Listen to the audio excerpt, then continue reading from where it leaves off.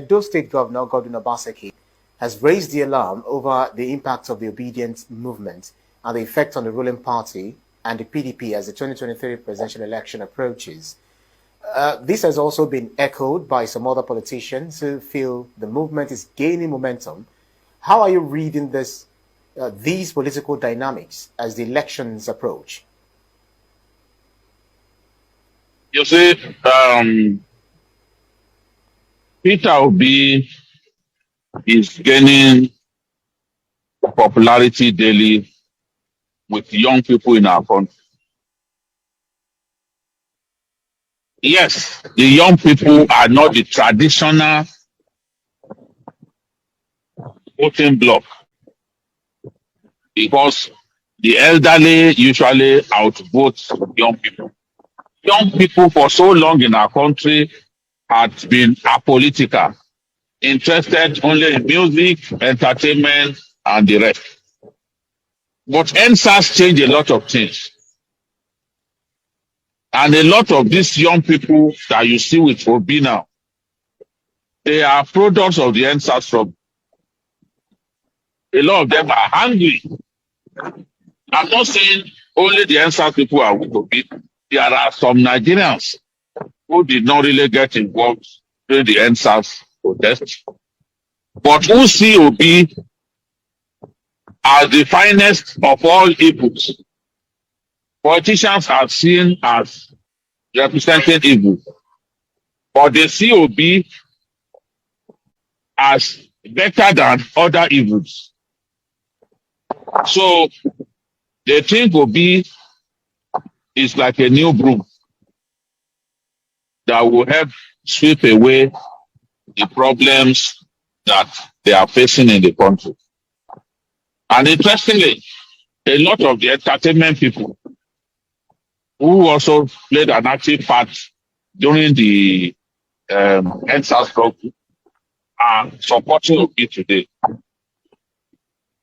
What the governor of Edo said is true to a very large extent.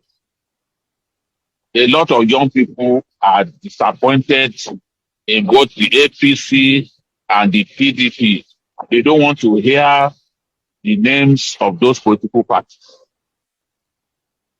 They believe that those two parties have not done well for us as a people, as a country.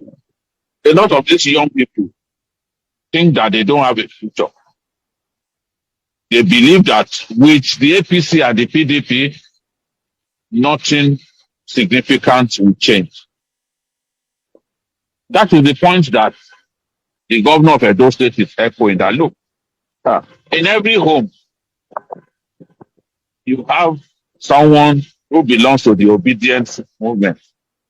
Peter Obi is a movement, whether we like it or not. I may not be a supporter. I may not approve of his method. But we have to admit that Peter Obi is already a movement in our country. And you can see that the young people appear to trust him more than they trust those that they believe represent the old order. It's just these young people expressing their anger in their own way.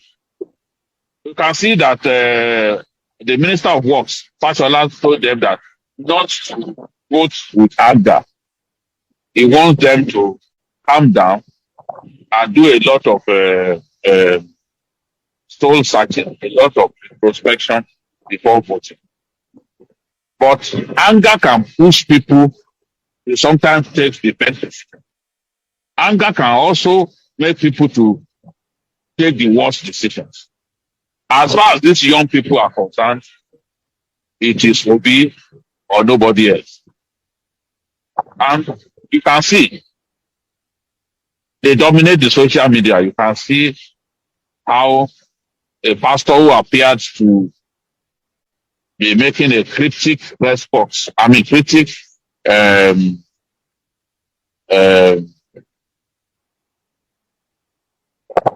really jive. The pastor appeared to be making what appeared to be a cryptic reference to Peter Obi. They harassed him, they bullied him, and he had to remove the tweet. He had to delete the tweet. Pastor Poju, imagine. That's the Obi movement at work. Whether this movement can translate to victory or Obi is a question whose answer is blowing in the wind. They will need to do a lot more to deliver victory to their candidate. Yes, a lot of them are getting their PVCs. They are showing greater interest in politics than before. And it's the same thing that the NLC is doing. The NLC is saying that they believe that it is only Peter Obi that can make things happen for them. And the NLC, at this time, they are mobilizing their people to support Peter Obi. But the NLC too needs to do a lot more. Given the nature of politics in our country, you have to make sure that your structures are everywhere. You have to be present across the country. You cannot yield grant to the opponent. You don't deliberately yield grant to the opponent by not being present in certain places. That will make it difficult for you to win. So the Obi train is real. The Obi movement is real. And everything that the governor of those states said is true. Yeah. Those young people